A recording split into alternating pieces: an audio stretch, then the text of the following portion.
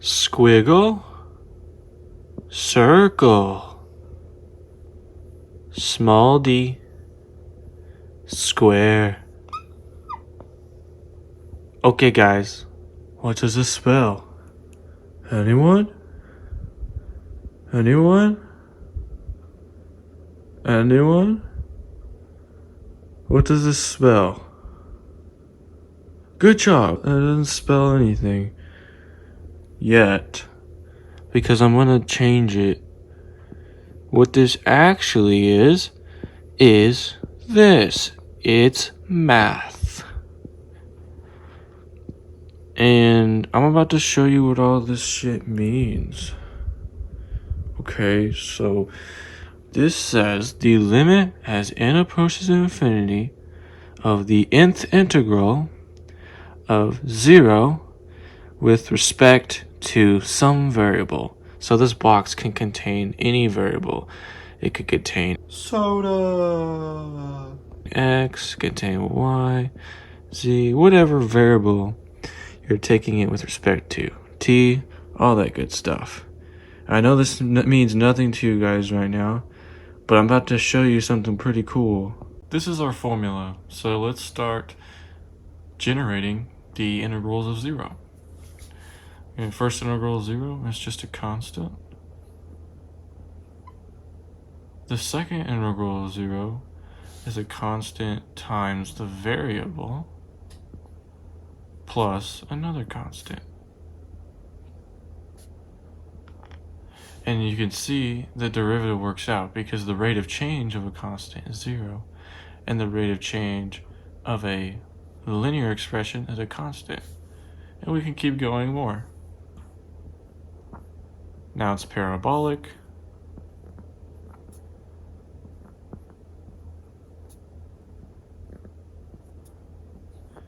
And now this term has a t. And now we have C2.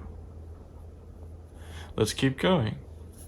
We're gonna get 1/6 C0 t to the third plus 1/2 C1 t squared. And we're gonna get C2 t plus C3. So now it's cubic. And if we want to go another time, we're going to get 1/24 C0 t to the fourth plus 1/6 C1 t to the third plus 1/2 C2 to the t squared plus C3 t plus C4.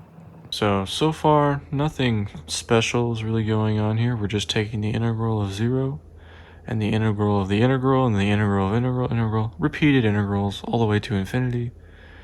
So it's pretty boring.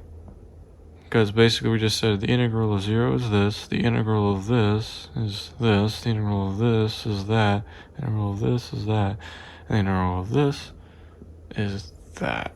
And then take the integral as many times as you want, and you're going to generate more terms, more polynomial terms. And that's the key word there, polynomial terms.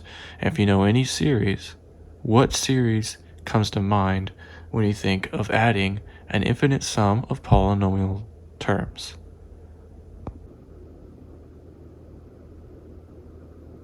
You're sure right, random apparition that lives in my closet. The Taylor series. So this is the formula for it, and I'm about to write it out for you guys, assuming that t equals x minus a, so we can have the same variable here. And I'm going to show you something really cool. To simplify things, let's just say that this can be considered a constant. The nth derivative at the point of the function that you're looking at, we can replace with a constant c sub n equal to the nth derivative of a. Sorry, nth derivative of the function at point A. And so what you can do is say, okay, well, the 0th derivative of a function can be c0, and all this, you keep it there. You can just say that's t, because over here I defined t is equal to x minus a, and so I can say t to the n over 0 factorial, which is just 1. So really we can just put c0 t to the 0, which is just 1 also. And then we'll say, okay, we add the next term. We're going to get the c1 times x minus a to the n. And so we're going to get t to the n, which is t to the 1, which is just t. And over 1 factorial, which is still 1. So we'll keep going, and you might notice some similarities here. We have c2 t squared, but 2 factorial is 2. Here, 1 over 2 factorial, so 1 over 2. And we'll keep going. It'll be 1/6, and you can check the math, do it yourself.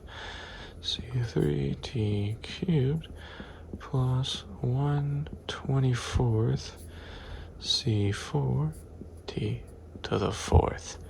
And look at that. The nth integral of 0 right here is very similar to this Taylor series expansion. And it keeps going. However, there is a subtle difference. Look at the subscripts here. The first thing we get here is the constant, and the first thing we get here actually turns into the highest term over here. So these are both identical to each other, but for some reason the subscripts are flipped, and I'm about to explain why that is. Thank God Nosferatu turned the lights back on. Anyway, so we're gonna do some cool stuff. So you know how we did n approaches infinity here? We're gonna say k. And right now you'd be like, why is it k? And it's like, just to be unique, and that's why. And this one, we'll keep it in. And I'll have to fix this real quick. And there's a reason why. The integral terms start with, over here, the first one is c0, which is the least significant term. So the integral starts with the least significant term, the highest term. However, the derivative is the other way. It starts with the most significant term, the constant, and the linear, and the quadratic, and cubic, but it starts with the most significant term. And by most significant, I mean, it's the most useful, especially when it comes to physics, and I'll show you that later. And so it's kind of cool. The integral is basically going backwards. The integral is like going back to the constant, and this is going away from the constant, and they kind of merge. The integral, the derivative goes forward, the integral goes backwards, and they do the same thing, but they kind of meet in the middle, kind of thing. Anyway, so what we're gonna do is say that k infinity here, so all these are c sub k values, and for here we're gonna keep it in, because these are all c sub n values, as we have shown here. C sub n equals f, the nth derivative of f at a. And so we see here, what you got to do, because these go into infinity, you have to restrain them, especially for infinitely integrable functions like sine and cosine. You have to pick how many terms you want. And so here, the number of terms we want is, I guess, 5 terms. And so really, you have to have an n. This is the number of terms needed. And n is the current integral term. Sorry, I flipped these. K is the current subscript for the integral term. And n is the current subscript for the derivative term. And n is going to be equal to n plus k, and then I think we're going to have to do a minus 1 here because we start at 0. And so I think n is going to be equal to n plus k plus 1. And that's just to work the subscript out. But basically, both this formula and this formula are identical. This one just starts from the end and goes to the beginning. And this one starts from the beginning and goes to the end. And the only thing different are these numbers. So this constant is this constant, this one's that one, this one's that one. It's like this kind of thing going on.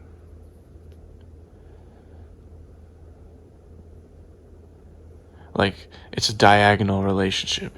Good catch, Bingo. This should be a K2. Because the integral has the K subscript, and the derivative has the N subscript. And they're all related by this one equation. The N subscript plus the K subscript plus 1 is the total number of terms that you need. Alright, just got done chilling with the bling snake. So now we're going to show everything that we've discovered so far. So we're going to review that the t is equal to x minus a, basically meaning that you can shift the point that you're taking these derivatives of on the function. It's the independent variable that f of t depends on, any function. And then c sub n is just the derivative coefficients in the Taylor series. And the terms used is the ones that you need. You have to specify how many terms you need. You need to lower it less than infinity. And it's related in this way. These are the derivative ones, the n's, and the k's are the integral ones. And that's just to make the subscripts look nice and make it not look backwards, because the thing is, the integrals find the terms backwards and the derivatives find the terms forwards, as you can see from earlier. And so now we're going to show how this relates to physics and generalizes and unifies both kinematics and dynamics, basically all of mechanics. Yay, kinematics, let's go. So we have position is equal to your initial position plus your initial velocity plus your constant acceleration, or if you have a changing acceleration, it would be your initial acceleration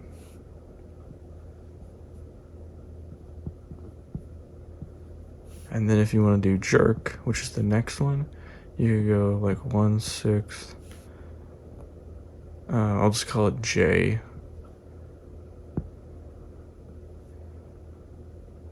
T. Sorry, to the third. That's kinematics for you. This is the equation that finds your position given three initial conditions, and a constant J, which is a constant jerk, like me. And so then you can just say, well, what is force equal to? Well, it's just mass times acceleration, right? Well, then you discover something, that this is kinematics. We're going to call it big K. Don't confuse it with the other K. And this is dynamics. All dynamics is kinematics, big K, times mass. So really what you have here is dynamics equals mass times kinematics, and kinematics equals dynamics divided by mass. These are what you have here. And so now let's make sense of it. This is kinematics. How do you get force? We multiply by m. And so really what you have is, if you multiply this by m, this is the moment. This is actually the momentum. This here is actually the force when multiplied by mass. And this here is something, I don't know what the next one after force is, multiplied by mass. And so you can kind of see that here. And I'm going to write it in a better way. So really, all we have are these three relationships. And the first one talks about how the Taylor series is basically the Maclaurin series, but you can shift the function anywhere, making the Maclaurin series a special case of the Taylor series when a is 0. But the Taylor series is broader, so we have to say that this whole thing, this shift, is just t. And then n minus 1 equals n plus k shows that the number of terms you want, polynomial terms you want, minus 1, is equal to the current derivative and integral you're on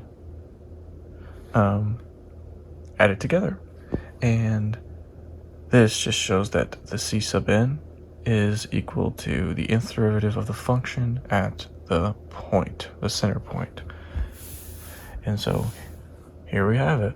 We have the Taylor series is equal to the kth integral of 0 with respect to time or respect to t as k approaches. Instead of infinity, we're going to say n minus 1, which is the number of terms you need, minus 1. And this is actually equal to the function itself and kinematics itself, which is right here. Kinematics, the calculation, the way to find the position of a particle with respect to time is this formula. But here's what you got to realize. You got to realize that really pi is just C0. This is just C1. This is just C2. This is just C3. And this is just C4. No, but seriously. That's it. And it can keep going on and on forever and ever, amen. Until you get to the quantum level where none of this matters anymore. But this is just all of this is just all of mechanics. This is the kinematics part. Now, how do we get the dynamics? It's literally as simple as scaling it by the mass of the particle. And so what we really would have, because this one will be, if you multiply this by m, that will give you the moment of the particle. If you multiply this by m, that will give you, plus this one, that will give you the momentum of the particle. If you multiply this by m, that will get you the force on the particle, plus the momentum, plus its moment. And this multiplied by m will give you whatever the jerk times m is, and whatever this times m is. And so really, all you have to say is that kinematics is equal to dynamics divided by m. And dynamics is equal to mass times kinematics. And that's it. We went from repeatedly integrating 0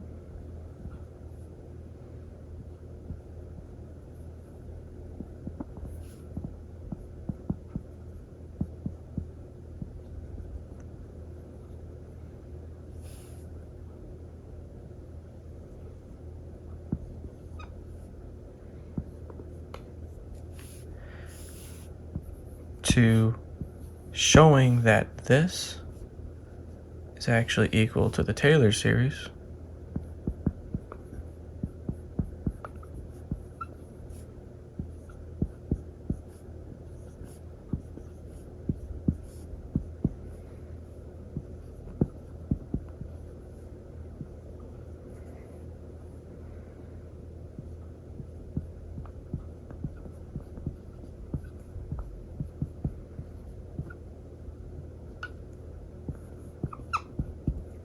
Which is a really cool discovery.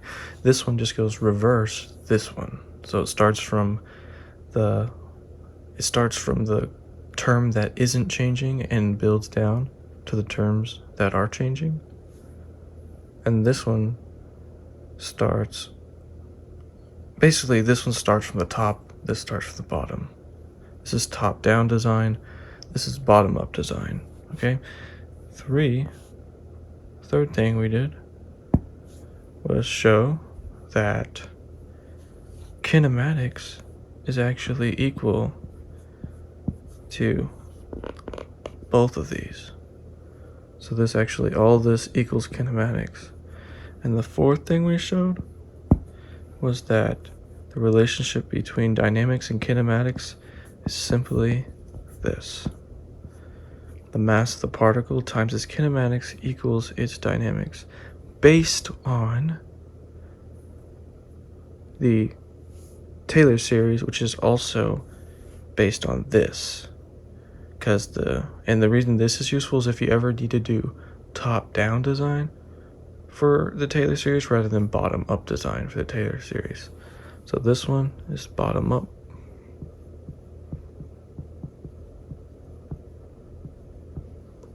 And this one right here is top down. And they sort of just merge in the middle. Of course, they both go all the way, but they merge in the middle. The integral one goes right to left. The derivative one goes left to right. And it kind of makes sense because the integral is just the opposite of the derivative, and the derivative is just the opposite of the integral. The integral gives you a future on the past. The derivative gives you predictions for the future. And of course, the value of the function is just the present. Sort of like a PID controller, if you know what that is. So anyway, super cool stuff. This is all of mechanics right here. Literally right here is all of mechanics. And I will probably make another video going deeper into this if this one gets enough likes. And I'll make like a presentation and I'll present it more formally. But this is just kind of the general idea. Hey guys, I know that was a lot, but right here pretty much covers everything that we talked about in the video. Starting with the repeated integration of zero, the Taylor series, how they're both equivalent but reverse of one another, how these are both equivalent and also are kinematics, what dynamics is and how it's related to kinematics, and yeah, those are pretty much the 6 things we covered. Repeatedly integrating zero, Taylor series, their equivalency, kinematics is equivalency to those things, dynamics, and how it's related to kinematics. And that's pretty much it. Pause the video anywhere you need to refresh your memory or look at something deeper. And I will also get a better shot here since the text is so small, but it basically shows how the variables go the opposite way of the constants, but also the repeated integration of zero goes the opposite way of the Taylor series, but they're still both equivalent if you use these to make the subscripts right.